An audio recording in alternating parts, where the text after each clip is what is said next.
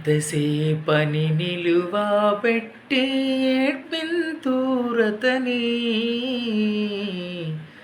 తన మాట వినెడు అరలనెల్ల సూటిగా రక్షించు.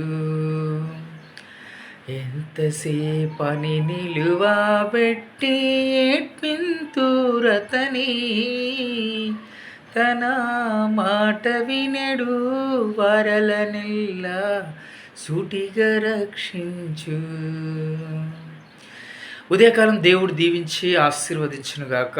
మరి అస్సాం ప్రాంతంలో కరువు సమస్యలతో బాధపడుతున్న ప్రతి ఒక్కరిని దేవుడు దీవించాలో ఆశీర్వదించాలని చెప్పేసి మనస్ఫూర్తిగా కోరుకుంటున్నాను. ప్రతి ఒక్కరు కూడా నా గురించి ప్రార్థన చేయండి, నేను మీ గురించి ప్రార్థన చేస్తాను. మనందరము దేవుళ్ళో ఏకీభవించి ప్రార్థించాలని చెప్పేసి మనస్ఫూర్తిగా కోరుకుంటున్నాను.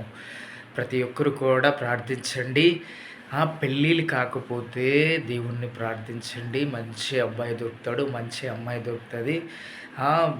ఎలాంటి సమస్యల్లో ఉన్నా కూడా దేవుడు మనల్ని గడ్డకు పడేస్తూ ఉంటాడు. కాబట్టి ప్రతి ఒక్కరూ మీ సమస్య గురించి ప్రార్థించండి. అడగండి ఇవ్వబడును, వెతకండి దొరుకును, తట్టండి తీయబడును అని చెప్పేసి దేవుని యొక్క మాటలు ఉన్నాయి. ఆ రోజు యోసేపు మరియా